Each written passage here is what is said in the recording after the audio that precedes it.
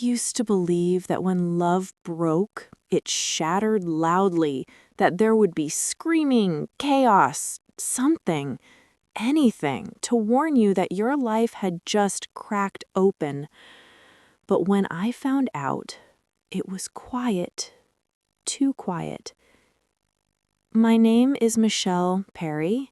I'm 32 years old, an interior designer by trade, and for most of my life, I thought I understood beauty, how to build it, how to preserve it. But that night, staring at my phone, I learned that beauty can lie. Before I continue my story, tell me this: would you rather know the truth, even if it shatters everything you love, or live peacefully inside a lie? Share your honest opinion in the comments. I truly want to hear your perspective. It was past midnight. The apartment was still. The only sound came from the clock ticking. One tick for every heartbeat I wished I could stop. I had been sketching a new project, a living room design for a client who wanted warmth and trust as a theme. Funny, right? The words echoed through my head when I saw it. A text message that wasn't meant for me. Can't wait to see you tomorrow, baby. Same place? From my husband, Ethan, to my sister, Rachel. For a long time, I just stared at it, unable to breathe. My pen slipped, leaving a black streak across my sketchbook. One ugly scar cutting through weeks of careful lines. That mark is still there. I couldn't bring myself to tear the page out. Maybe I wanted the reminder. People say betrayal feels like a stab, but it didn't for me. It felt like drowning, silent, slow, suffocating. My husband and my sister, the two people I trusted most in the world, had built a secret life inside mine. When the tears finally came, they were quiet too. Not rage, just disbelief. I remember whispering, "No, not her. Anyone but her." Because Rachel wasn't just my sister, she was my closest friend, the one I defended, protected, spoiled, and she'd chosen him. I sat there for hours, the glow of my phone painting the walls cold blue, until I finally closed my sketchbook. My hands were shaking, but my mind was clear for the first time in years. If love could be designed, so could justice. And I was done sketching homes. It was time to sketch an ending. Before that night, my life looked complete. Not perfect, but stable. In the quiet, grown-up way you hope life will feel after years of struggle. Ethan and I had been married for 6 years, and I thought I knew every line of his smile, every small rhythm of our life together. We met when I was 25, at a client's house I was redecorating. He was the project engineer, measuring walls while I walked through with color swatches. We argued about whether a wall should be taken down or not. I said it held the soul of the room. He said it blocked the future view. I laughed when he called me sentimental. Maybe I was.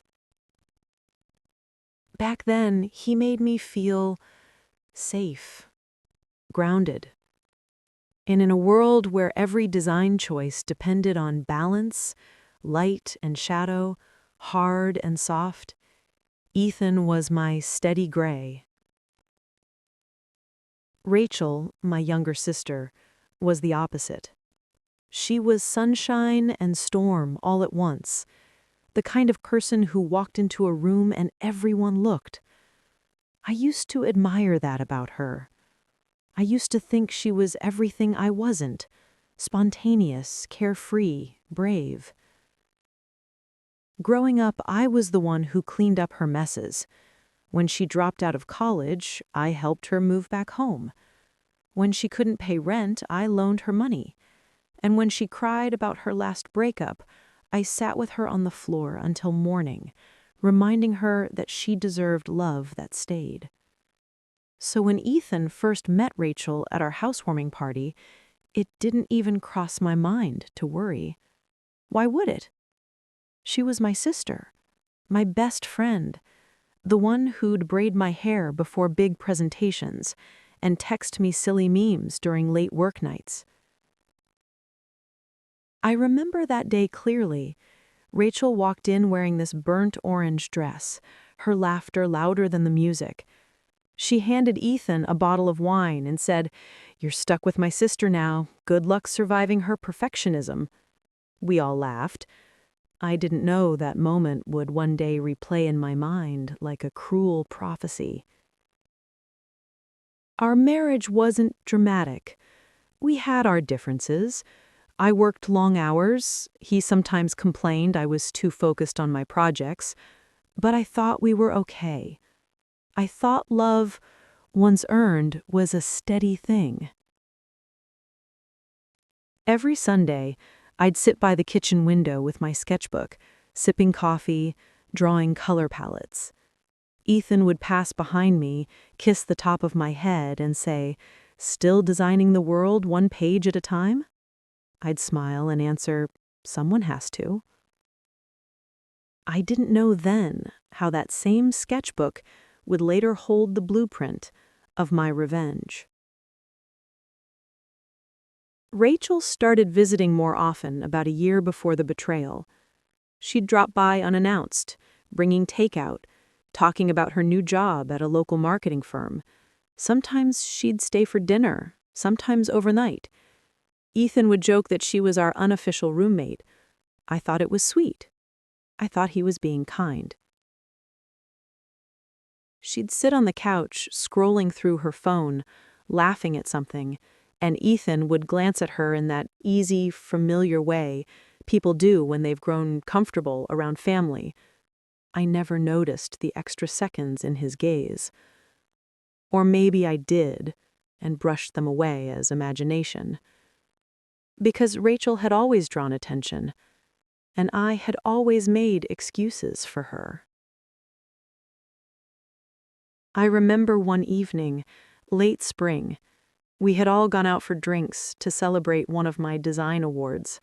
I was proud, glowing even. Rachel hugged me so tightly and whispered, "You deserve this, Chell. I'm so happy for you." But her eyes flicked briefly toward Ethan. It was fast, so small, I didn't think anything of it. But later that night, lying in bed beside him, I felt an unfamiliar distance in his touch, as though his mind was elsewhere. I asked him, "You okay?" He smiled and said, "Just tired." I believed him. I always believed him. Looking back now, the signs were there. The late work calls, the sudden need for space, the extra care Rachel took with her appearance whenever she said she was coming over. But denial has a way of disguising itself as trust. And I trusted them both completely. When people talk about betrayal, they focus on the breaking. But the truth is, betrayal is built slowly. Like hairline cracks in a wall, you never notice until it caves in. I built my life around people who smiled as they chipped away at it. Still, back then, I loved them both too much to see it. My world revolved around my sister's happiness and my husband's comfort. I worked, saved, supported. I designed homes for strangers, but ignored the foundation crumbling in my own. I used to draw Rachel's portrait sometimes, loose sketches when I needed a creative break. She'd tease me for it, saying, "If I ever get famous, you'll have my official artwork ready." I'd laugh and tell her, "You're already famous in my sketchbook." Now, every time I see that old drawing, I think of how her smile never quite reached her eyes. If you'd asked me then what my biggest fear was, I'd have said failure. Now I know it was blindness. Not the kind that steals sight, but the kind that steals truth.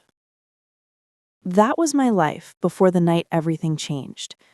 A home filled with trust, laughter, and unspoken cracks.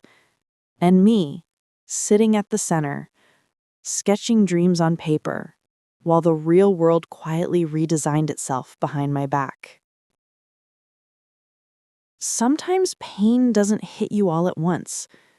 It drips, slowly, quietly, until you're soaked in it without realizing when it started. The night it all came crashing down started like any other. I was home, half watching a design show while sketching in my notebook. Ethan had told me he'd be working late, something about finishing a proposal with a client. I remember smiling, telling him not to push himself too hard. I even packed him dinner before he left. That's the kind of person I was. Thoughtful, trusting, predictable. But trust, I've learned, is a gift we shouldn't give away so easily. Around 11 p.m., Rachel texted me. "Hey, can you call me tomorrow morning? I've got something important to tell you." I smiled. It wasn't unusual. She often came to me for advice. I typed back, "Of course. Love you." Those two words, "love you," would haunt me for weeks. Not long after, my phone buzzed again. This time, it wasn't Rachel. It was Ethan's phone, lighting up on the coffee table. He'd left it behind. I smiled again, thinking how forgetful he was. But when I reached to switch it off, I saw it. The message that cracked my world open. "Can't wait to see you tomorrow, baby. Same place?"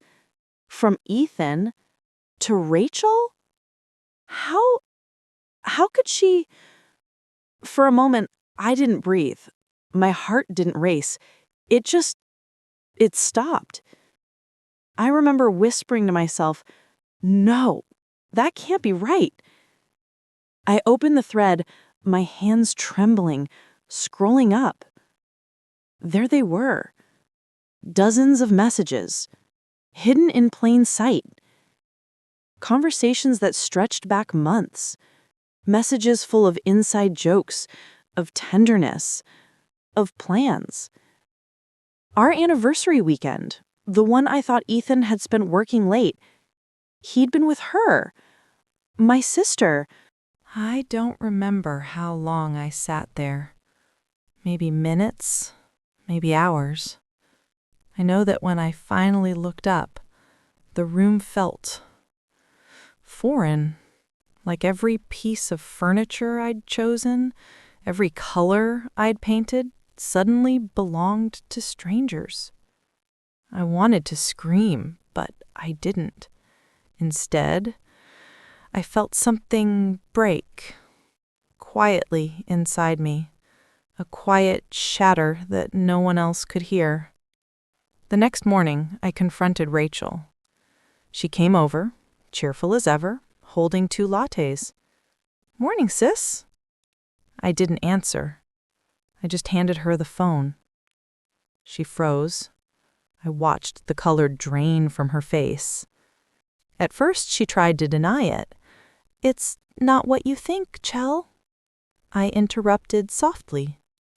"Then what is it?" Her lips trembled, eyes darting everywhere but at me. "I didn't mean for it to happen." That line, it's funny how people think those words fix anything. I didn't mean for it to happen. I remember laughing, but it wasn't joy. It was something hollow. You didn't mean to sleep with my husband? You didn't mean to betray your sister?" Her tears came fast. "I'm sorry, Chell. Please, it just happened. We didn't plan it. You've been so busy lately." I stopped her there. My voice was calm, but it didn't sound like mine anymore. "So my love was just an inconvenience." She started crying harder. And the strange thing is, a part of me wanted to hug her, because that's who I'd always been, the fixer, the comforter. Even in that moment, my instinct was to take her pain away. But then I thought of all the nights she'd texted me pretending to care about my marriage. All the dinners she'd sat through laughing with Ethan while their eyes told another story. And that instinct died. When Ethan came home that night, he found Rachel gone and me sitting in the dark, my sketchbook open on the table. He froze in the doorway, already knowing. I didn't shout. I didn't throw anything. I just said, "How long?" He sat down, head in his hands. "A few months. It wasn't supposed to happen." That phrase again. It wasn't supposed to happen. He begged me to understand, said he still loved me, that Rachel had been going through a rough time, that he just wanted to be there for her. I stared at him, this man I had built a life with, and I realized I didn't know him at all. There's a kind of silence that doesn't feel empty. It feels full, full of everything you can't say, everything you've lost. That silence sat between us until I finally stood up and whispered, "You took everything I gave you, and you turned it into a lie." He said my name softly, Michelle, but I was already walking away. That night I slept in the guest room, staring at the ceiling until sunrise. The next morning I packed a bag and went to stay at a hotel. I needed space, not to heal, but to think. Because even in heartbreak, my mind was already rebuilding. I kept replaying the betrayal, the messages, the look in Rachel's eyes. And then a single thought crystallized. If they could design a lie together, then I could design their truth, and I would make sure everyone saw it. Before I continue, tell me this. What would you do if the two people you trusted most became the architects of your pain? Would you walk away quietly or make them live in the ruins they built? The first few days after I left home felt like a blur. I stayed in a small hotel near the river, a quiet place where no one knew me, where I could pretend for a while that my life hadn't just split in two. I didn't cry much. I think I'd already emptied every tear the night I confronted them. What was left was silence, heavy, suffocating silence. I would sit by the window with my sketchbook open, staring at blank pages. My hands wanted to draw, to fix, to create something beautiful again. But every time I picked up the pencil, I froze. What do you sketch when beauty has betrayed you? Everywhere I went, memories followed. The cafe where Ethan used to meet me after work. The park where Rachel and I once fed ducks and talked about our futures. Each place whispered the same cruel question. How long had the truth been hiding in plain sight? Was I that blind? Was I that easy to fool? Or did I just not want to see? It's strange how the mind works. Even after betrayal, you search for excuses, tiny ways to protect the image of the people who hurt you. I told myself maybe it was just emotional, maybe it hadn't gone too far. But deep down, I knew better. I knew because I'd seen it in their eyes, that unspoken familiarity, that ease that only comes from shared secrets. 3 days later, I went back home, not to talk, not to forgive, but to gather my things. Ethan was gone when I arrived. His office door was open, and something inside me told me to look. I don't know what I was expecting. Maybe guilt, maybe proof, but what I found was more than I was ready for. Inside one of his drawers, hidden beneath old invoices, was a small folder labeled Client RP, Rachel Perry. My heart dropped. I opened it slowly. Inside were emails, receipts, photos from their weekend trips, hotels booked under fake names, gifts he'd bought her, jewelry, perfume, little notes that read things like, "You make me feel alive again."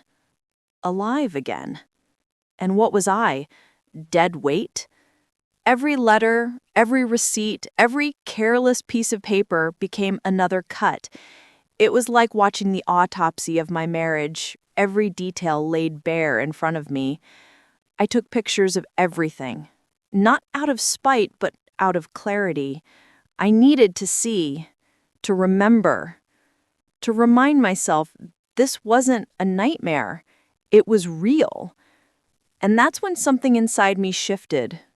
For the first time in days, my heartbeat steadied. The shock began to fade, replaced by a strange, calm determination.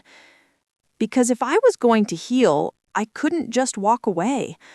I needed to know how deep the lies ran. I spent the next week quietly gathering pieces, messages, call logs, photos. Carmen, my closest colleague at the design firm, noticed I wasn't myself. One evening after work, she asked softly, "Michelle, what happened?"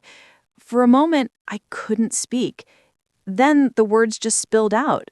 The texts, the affair, the folder. She didn't interrupt, just held my hand and said, "Then make sure they never do this to you again. Make them remember." That sentence stayed with me. Make them remember. So I did. I started digging into everything. Rachel's social media, her friends, her colleagues. That's when I found out she'd been telling people that Ethan and I were having issues, that we were on a break. It was her way of rewriting the story before the truth came out. And Ethan? He wasn't innocent either.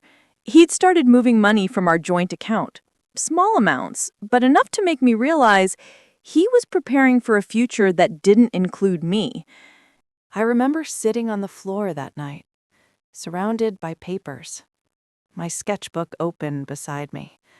For the first time, I didn't see it as a tool for design.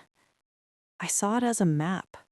Each page a piece of truth, each line a path towards something bigger, justice. I began to write instead of draw. Notes, dates, connections, like I was drafting the blueprint of their downfall. And somehow, that gave me strength. Because revenge wasn't about hurting them. It was about restoring balance. It was about letting the truth breathe, no matter how ugly it was. One night, I caught myself staring at my reflection in the hotel mirror. My eyes looked different. Older, sharper.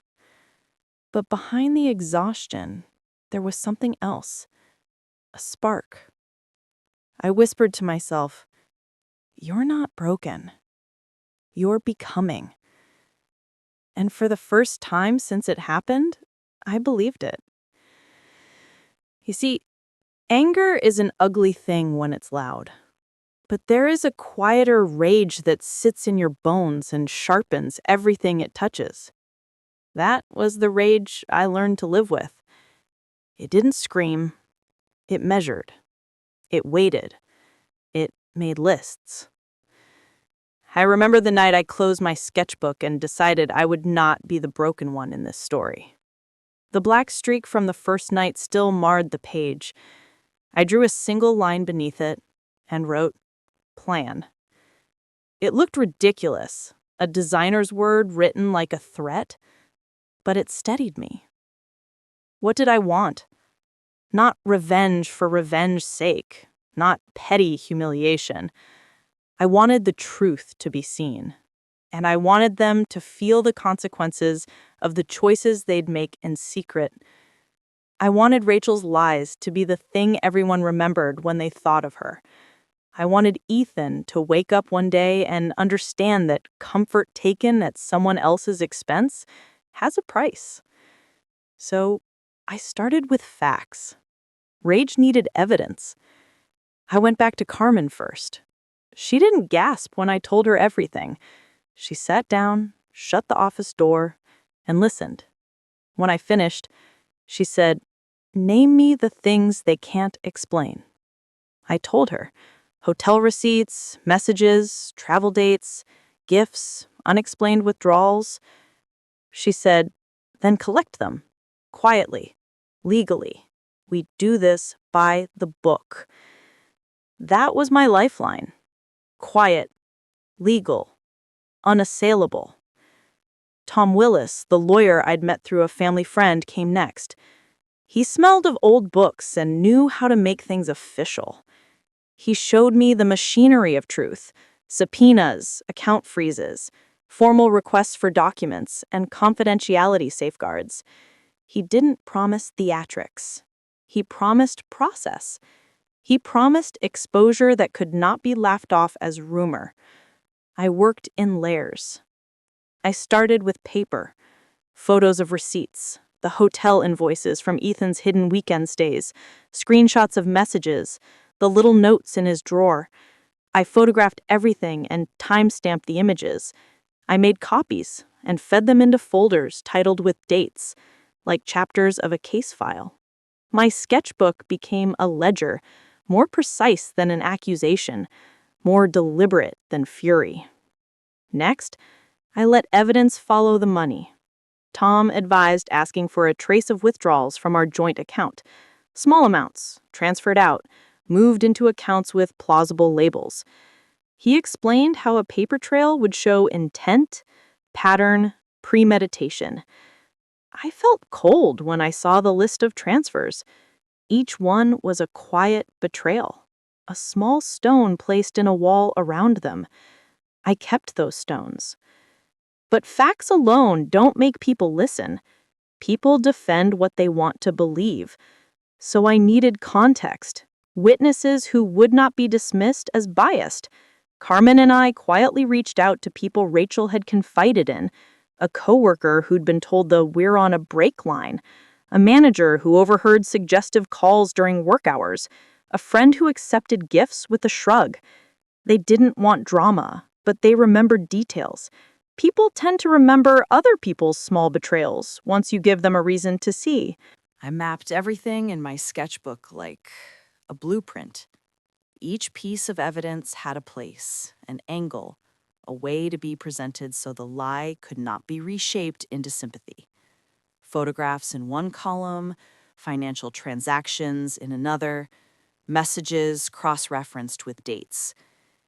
When I looked at it, the truth stopped looking like chaos and began to look like architecture. Strong, cold, impossible to ignore. There were choices to make. Public exposure could humiliate, but it also could ensure the truth couldn't be smoothed over. Legal action could force disclosure without spectacle. Reputation damage was inevitable either way. That was the point. I wanted them to face the quiet collapse of everything they'd built on deception. And so we planned the reveal with surgical care. Not a shout on social media, not a betrayal for the sake of spectacle. A presentation. Facts, witnesses, documents. Arranged so denial would be meaningless. Tom would help secure the documents for legal weight. Carmen would vet the people willing to speak. And I would provide the narrative, the emotional truth that connected the dots without malice. I remember asking myself in the dark, what kind of person do you want to be after this? Do you want to be consumed by hatred? Or do you want to be the author of your own ending? I chose the latter. My anger was real, sharp as a blade, but my actions would be precise, deft, unforgiving, yes, but fair. We set the timeline.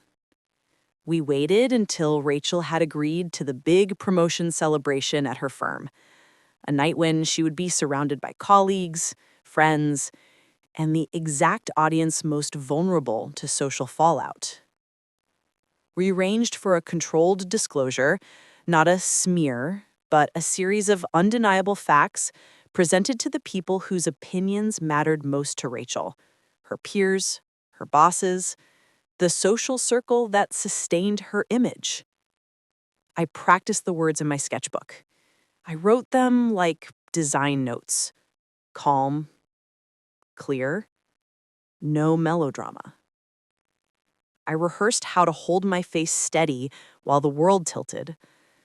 I learned to let my rage sit like a coiled wire, alive, dangerous, but under my hand.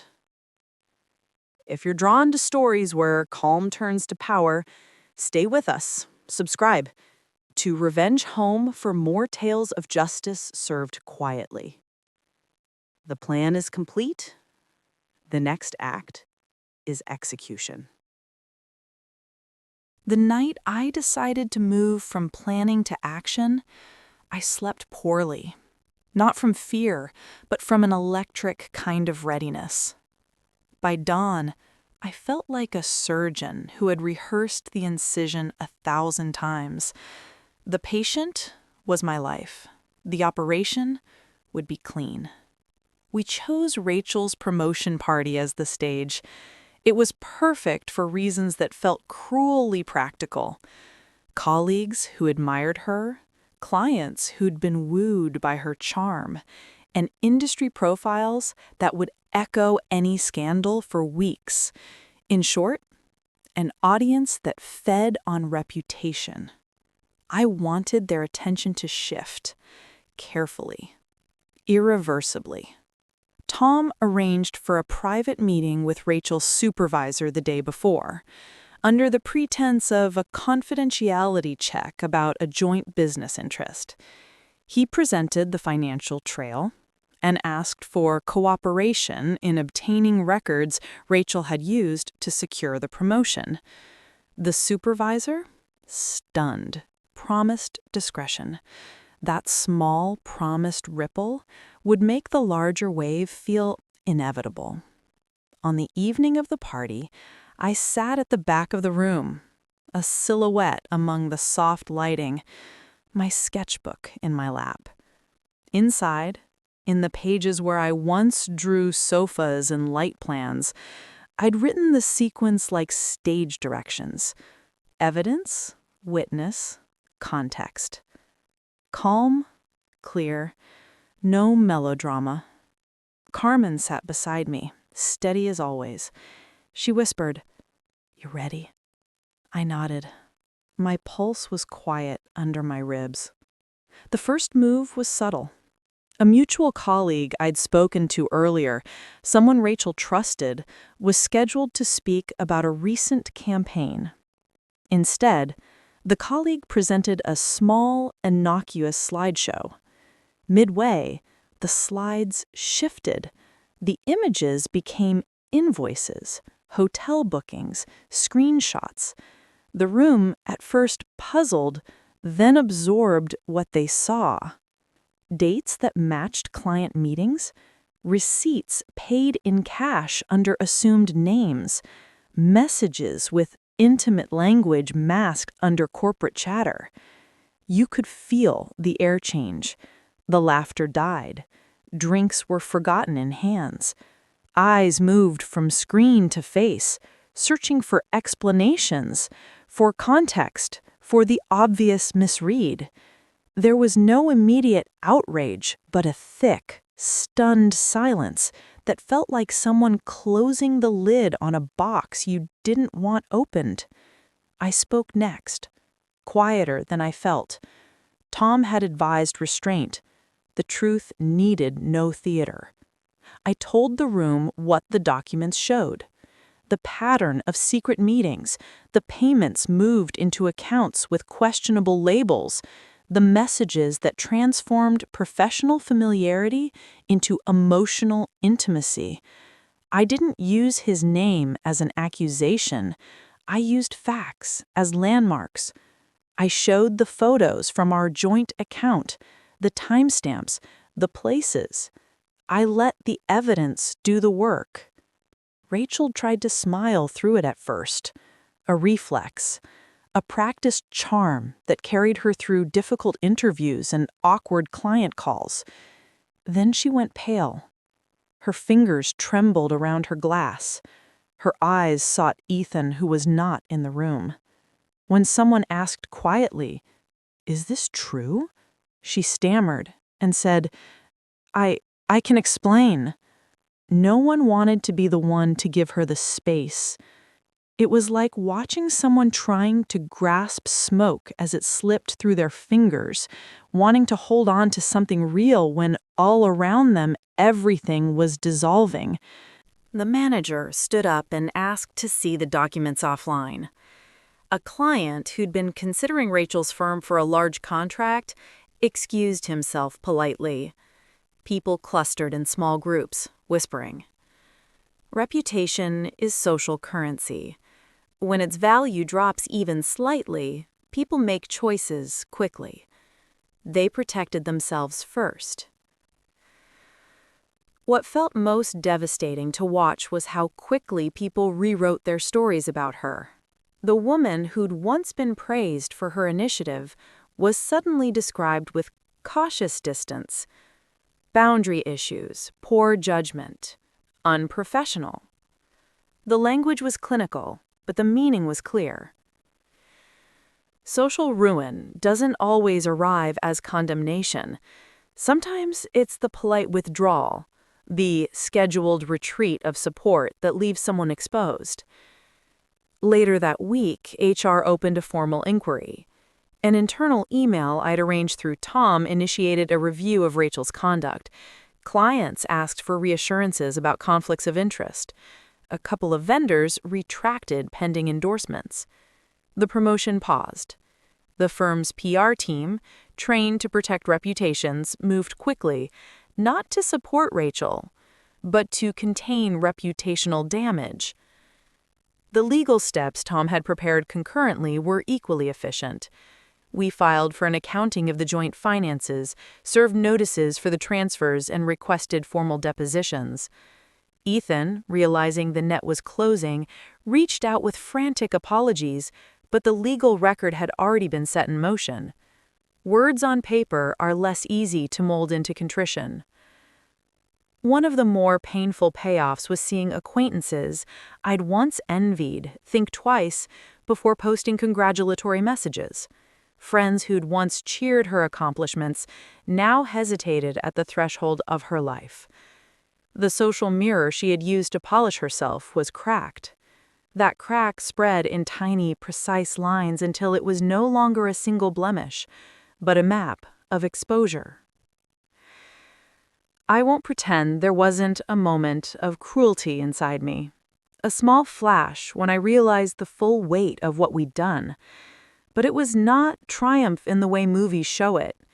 It was a recognition that truth, when exposed, has its own gravity. I felt relief, yes, but also a quiet sorrow for the person she had been and the person she had become. The sketchbook followed me through each step. I tore out one page after the meeting, folded it, and placed it into an envelope addressed to my sister. It wasn't a scream. It was a closure, a design of endings. On the page, I wrote only one sentence. "You chose this. You must live with it." I left it where she would find it later, not to humiliate, but to draw a line. By the end of the month, the public consequences were clear. Rachel's promotion was rescinded, and investigations began at her firm. Clients distanced themselves. Colleagues who had once laughed together now avoided group lunches. Ethan moved out and quietly faced the legal and financial fallout that followed from exposed transfers. He lost the trust that had been his anchor. People ask me afterward if I felt vengeance had warmed me. The answer is complicated. The action felt surgical, measured, undeniably cold at times, but the warmth I felt afterward was not from hurting them. It was from reclaiming the narrative of my life. To watch your history be rewritten by truth, not rumor, is a particular kind of reclaiming. When the dust settled, I sat with my sketchbook open and drew nothing for a long time. Then slowly, I sketched a door. Not the grand entrance of some mansion, but a simple back door with light peeking through the crack beneath it. It was modest and honest. It signaled leaving, but also the possibility of stepping into something new. They say silence feels empty after chaos. But for me, it felt like peace wearing unfamiliar clothes. The noise of confrontation, the whispers, the fallout, all of it had faded. What was left was space. Just space and breath. In the weeks after everything unfolded, I found myself relearning stillness. I stopped checking my phone. I stopped expecting apologies that would never come. I stopped waiting for closure from people who couldn't give it. The quiet became its own teacher. It showed me how heavy I'd been carrying things that were never mine to hold. Rachel left town for a while, or so I heard. Her number changed. The firm released a statement that read like an obituary for her career. Polite, neutral, definitive. Ethan, on the other hand, sent letters. Long ones. I didn't read them at first. When I finally did, I realized that he was writing to a version of me that no longer existed. The woman who used to absorb his guilt, smooth his mistakes, and say, "It's okay." That woman was gone. Carmen told me once that revenge doesn't fix a wound. It just stops the bleeding long enough for you to see how deep it went. She was right. I hadn't destroyed them. I'd simply revealed them. And in that revelation, I'd found something priceless. My own reflection, unfiltered by someone else's deceit. I started going back to work again. At first, I couldn't touch my sketchbook without feeling the ghost of that first black streak across the page. But one afternoon, I opened it anyway. The last thing I'd drawn was that door. Plain, honest, backlit by light. I turned to a clean sheet and let my pencil move. Lines curved into a new design. Airy, open, alive. No symmetry, no perfection, just honesty. I realized something then. Revenge had never been about hurting them. It was about making truth visible. And truth, once seen, cannot be unseen. Sometimes people ask me how I forgave. The truth is, I didn't. Not in the way stories like to promise redemption. Forgiveness for me became distance. It became the freedom to let their names exist without pulling out my heart. It became being able to say, they did what they did, and let the sentence end there. Now when I pass a mirror, I see a woman who learned that silence is not weakness, that calm can be a weapon, that justice doesn't always roar. Sometimes it just breathes. A few days ago, I found the note I'd written for Rachel, tucked between my old design drafts. "You chose this. You must live with it." I read it again and smiled, not with bitterness, but understanding. She had made her choices, and so had I. I closed the book, tied it with a ribbon, and placed it on my shelf. Not to forget, but to remember that even the ugliest sketches can be part of a beautiful design. I'm not healed completely. Maybe I never will be, but I'm free. Free in the quietest, most honest way possible. Because in the end, justice didn't scream. It whispered, and I listened. People sometimes ask me how I managed to get through that phase of my life. That question sometimes rocks me because, in fairness, I wouldn't say I fully got over it. But one thing I'm sure about is the fact that revenge helped me get peace. I am able to relax knowing now that those burdens are no longer mine to carry. Revenge isn't hate, it's power.